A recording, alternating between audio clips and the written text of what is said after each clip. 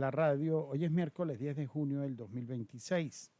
Hay paro nacional de universidades, paro nacional del magisterio, el país inmerso en una serie de protestas, producto de lo que todos conocemos, la falta de salarios justos, la exigencia por parte de todos los gremios con respecto a lo que se tiene que ver con las mejoras económicas. La invitada del día de hoy, la ingeniero Marta Hernández, salida de la clandestinidad, coordinadora regional de Vente Venezuela en Mérida, docente de la Universidad de los Andes, adscrita a el Instituto de Investigaciones Económicas de nuestra universidad. Bueno, Marta, bienvenida como siempre y gracias por estar con nosotros en la Ciudad de la Radio.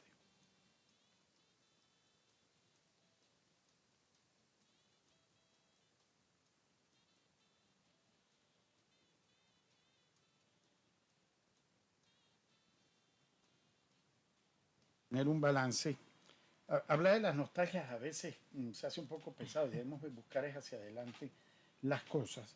Y me gustaría conocer su balance, ya todos sabemos el padecimiento de la clandestinidad y el de los presos políticos, pero el conocer todo lo que tiene que ver, hacia dónde se está avanzando políticamente en la primero el reencuentro y después la reestructuración de todos los que son no solo los cuadros de Vente Venezuela, sino del sector opositor merideño. Bueno, mira, lo importante al hablar de lo que ha sido esta experiencia durante los 2 últimos años es, primero que nada, precisar que si bien ha sido una experiencia dura que ha lastimado profundamente a la familia venezolana, donde hemos visto la peor cara de este sistema, también entender lo que ha pasado estos 2 años, la victoria de la libertad, lo que eso significó para el país y cómo a través de todas las experiencias que hemos vivido desde lo que fue las primarias del 22 de octubre del 2023, pasando por la victoria de la libertad el 28 de julio del 2024, el poder demostrarle al mundo la voluntad de cambio y el país que queremos construir en Venezuela los venezolanos, para entender el momento en el que estamos y cómo logramos que esa victoria, que ese mandato se cristalizara y pudiéramos ahora o podemos ahora ver cómo el futuro ya no suena como algo lejano, sino como una puerta que ya se abrió y que estamos avanzando hacia esa nación que queremos y que nos merecemos. Durante estos 2 años, evidentemente, todos sabemos cuál fue la situación que vivió Vente Venezuela, que vivieron las otras organizaciones políticas y que vivieron miles y miles de venezolanos a lo largo y ancho del país. Luego de todo este proceso que ha vivido Venezuela y donde quedó suficientemente claro desde inicios de este año que el país se dirige hacia abrirse completamente a este futuro, hemos vivido varias etapas como organización política. Primero el reencuentro, evidentemente cuando salen nuestros 3 compañeros del secuestro en el que se encontraban por parte del régimen y logran recorrer junto al resto de la dirección, recorrer el estado y allí nuevamente la familia 20 se reencuentran en estos espacios. Después vino mi ingreso al país. Yo estuve un tiempo en resguardo dentro de Venezuela durante varios meses. Después salí a otro país y al momento de mi regreso, bueno, que quiero expresarle a los merideños lo satisfactorio, lo emocionante que fue para mí poder verlos nuevamente, abrazarlos nuevamente y como dije ese día, que a partir del mes de mayo comenzaba toda una gira por el estado, poder hoy dar cuenta del trabajo que hemos hecho durante todo el mes de mayo. Ya tenemos recorrido 16 municipios del estado en una gira y en unas asambleas de ciudadanos de escucha.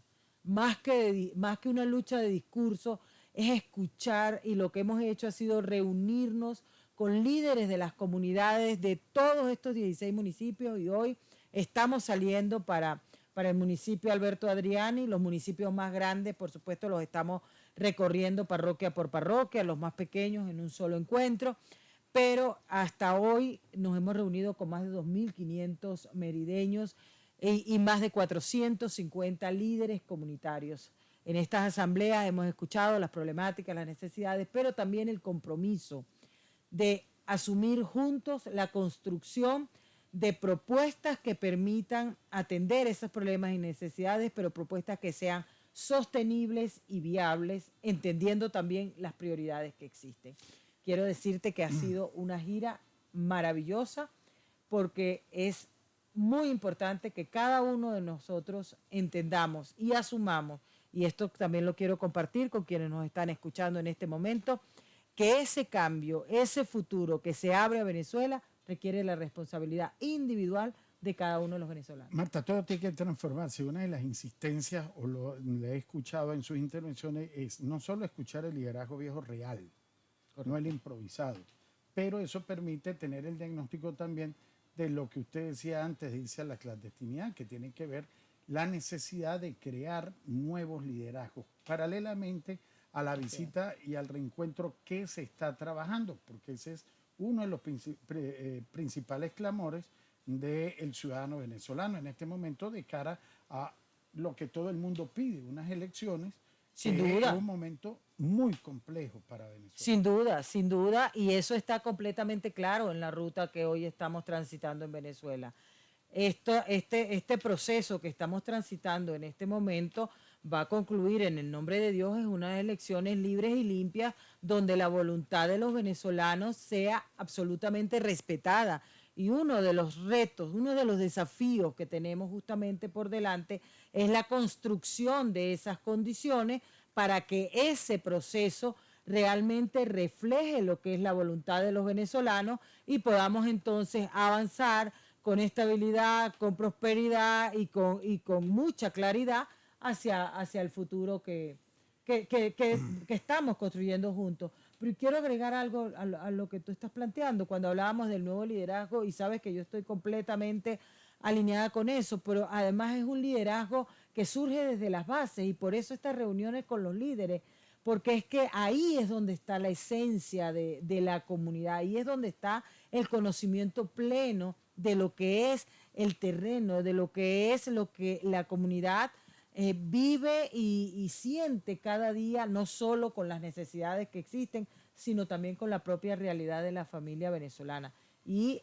esas redes de confianza que hoy fundamentalmente tienen que construirse y básicamente desde el 22 de octubre del 2023, eso es lo que se ha tejido, redes de confianza entre los ciudadanos y bueno, y eso a su vez se traduce en confianza hacia la líder María Corina Machado, que dirige este proceso hacia la libertad. Marta, una de las cosas que hay es que la gente también ve, pareciera que hay un síndrome de candidaturitis aquí desesperada en todo el país y todo el mundo considera del derecho. En el caso de 20 Venezuela, ¿cómo está manejando lo de las candidaturas? Es natural lo de las aspiraciones.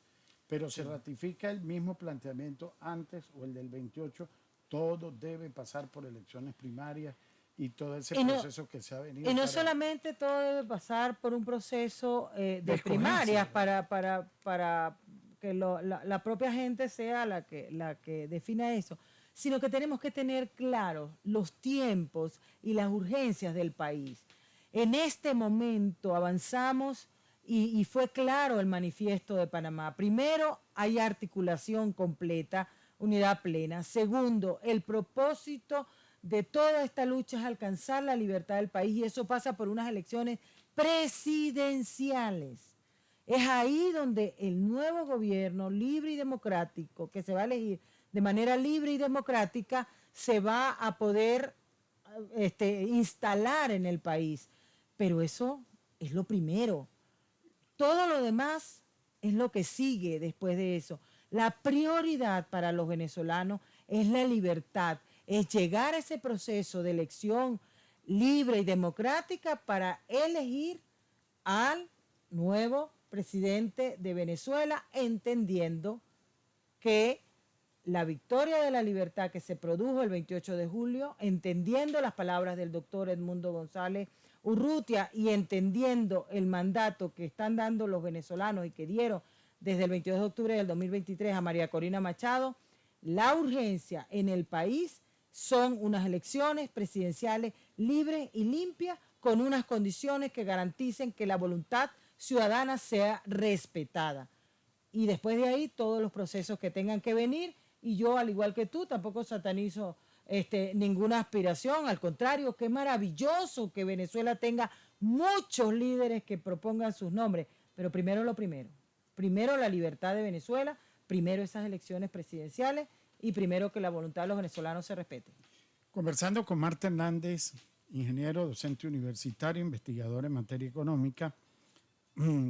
Marta, has recorrido luego de ingresar a Mérida, no es que no lo conozcas, sino pasar de hace un año a esto, han pasado tragedias, han pasado una serie de cosas que no se han resuelto porque están allí. Me gustaría una respuesta en el recorrido que ha hecho la situación. ¿Cómo ves a Mérida el problema dramático de los servicios públicos? Pero hoy la educación venezolana sigue de paro y usted es docente universitario y forma parte de nuestra casa de estudio. Me gustaría estas dos respuestas sobre cómo ven el diagnóstico Mérida en su recorrido, el desastre que hay con respecto al abandono, la imposibilidad, el desamparo que tiene el merideño y qué piensa usted de la protesta universitaria. Voy a comenzar por lo último. Como docente, como merideña y como venezolana, no existe forma de que en un país se pueda alcanzar la prosperidad, el crecimiento económico y el desarrollo humano teniendo a la educación en la situación en que se encuentra en Venezuela. No puede haber un profesor que pueda crear, que pueda desarrollar, que pueda impulsar procesos transformadores en sus alumnos mientras está pensando si le quedó o no le quedó harina, pan o queso para el desayuno del día siguiente.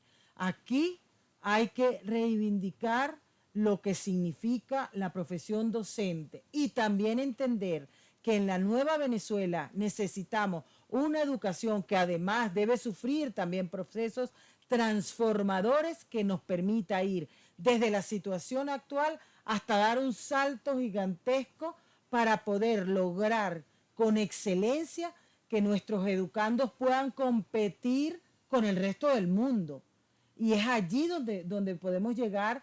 Y hace unos días la propia líder hacía toda la exposición de lo que es Venezuela Tierra de Gracia para el sector educativo, que contempla desde las instalaciones, pasando por lo que significa el bienestar, la calidad de vida del docente, de su familia, hasta la excelencia incorporada dentro del proceso de enseñanza que permita a los venezolanos, a nuestros educandos, competir en el mercado. Y con respecto a lo que me planteabas de los servicios públicos, es doloroso ver la situación. Ya yo conozco perfectamente el Estado, ya de por sí deplorable, antes de que yo tuviera que tomar las decisiones que tomé después del 2024. Pero para mí es inaceptable que, por ejemplo, la situación de la carretera del Páramo, un año después, esté en las condiciones en que todavía se encuentra. Es inaceptable la situación que hay en distintas comunidades con distintas familias damnificadas, y eso, la situación vial de Mérida es un tema estructural. El deterioro vial de Mérida no se resuelve con pañitos de agua caliente, se resuelve asumiendo con responsabilidad que tenemos ese sector en emergencia y tomando los correctivos que debemos hacer. Y ni hablemos del tema del agua, porque en el estado de Mérida hay agua en todas partes, menos en las casas y en la industria y en el comercio, que es donde tiene que estar. No existe posibilidad de que un país o un estado pueda impulsar su aparato productivo sin electricidad, sin vialidad y sin agua. Entonces, dada esta situación, y estos son temas que tocamos en esas asambleas con los líderes comunitarios, porque además uno de los compromisos que asumimos en esas asambleas es, en conjunto, como vamos a hacer las cosas en Venezuela, lograr generar propuestas sostenibles y viables en momentos como estos para esas situaciones. Finalmente, Marta, le escribe Wilfredo Molina: Vente Venezuela debe tener un proceso para asegurar que sus líderes no sean caballos de Troya, pero ya se ven por allí. Otra parte, saludos desde Chiguará, líder y guerrera, Dios la bendiga, le dice Noraxi Fernández. Desde Tobar, bueno, la misma situación de los servicios públicos. El mensaje de fe y esperanza en medio de dificultades es una transición que es lenta para algunos, necesaria o correcta en los tiempos como está sucediendo. Bueno, mi mensaje para todos los merideños es expresarles lo orgullosa que me siento de ser merideña, de compartir esta lucha con cada uno de ustedes. Yo sé que los momentos que vivimos, que hemos atravesado como personas y como familia han sido momentos muy dolorosos, pero hoy quiero rendirles tributo, rendirles honor, porque hemos llegado hasta donde estamos, hasta las puertas de la libertad que se abren ante nuestros ojos y que vamos a construir juntos ese futuro que nos merecemos por la gallardía, por el coraje y por la valentía de cada uno de los merideños, de cada uno de ustedes, de todas las personas que nos están escuchando. Reciban mi abrazo, mi admiración, mi respeto y seguimos trabajando. Ustedes siguen trabajando, nosotros seguimos trabajando porque esto lo asumimos con la responsabilidad histórica de los que sabemos el momento que estamos viviendo para el país y la oportunidad que se está abriendo para Venezuela. Y a todos los que están fuera los vamos a traer de regreso a casa. Gracias al ingeniero doctora Marta Hernández, docente universitaria, investigadora del Instituto de Investigaciones Económicas de la Facultad de Ciencias Económicas de la Universidad de los Andes, coordinadora regional de Vente Venezuela. Esta es la ciudad de la radio de este miércoles 10 de junio del 2026.